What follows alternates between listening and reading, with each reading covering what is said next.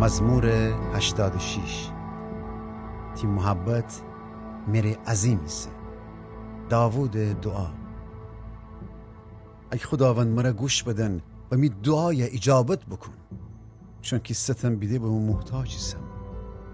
می جان حفظ بکن، چون که خدا ترسیسم و تو می خدایی.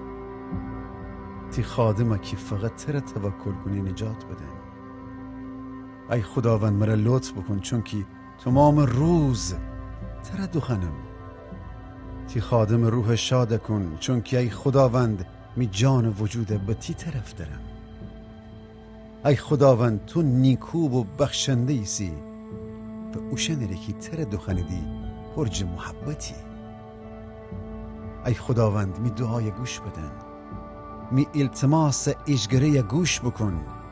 سخت روزان موقع تر دخنم، چون که مرا اجابت کنی.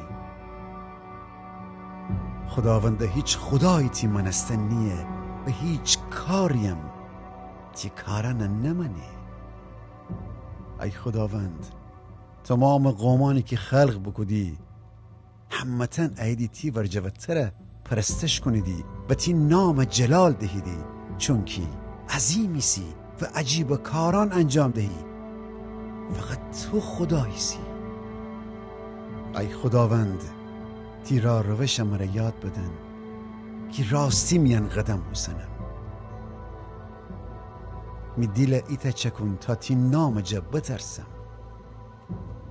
ای خداوند می خدا تر تمام می دیل و جانم را ستایش کنم و تی نام تا ابد جلال دهم، جه خاطر کی تی محبت می ورجه پیلدانه.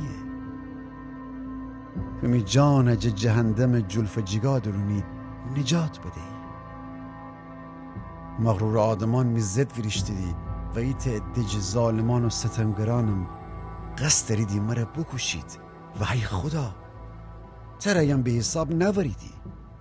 اما تو ای خداوند خدای بخشنده و مهربانی ایسی. ترا دیر غیزه گیره و پرج محبت و وفایسی. تی روی می طرف وگردن و مرا لطف بکن. تی قوت به تی خادم فدن و من کی تی کنیز زیسم نجات بدن.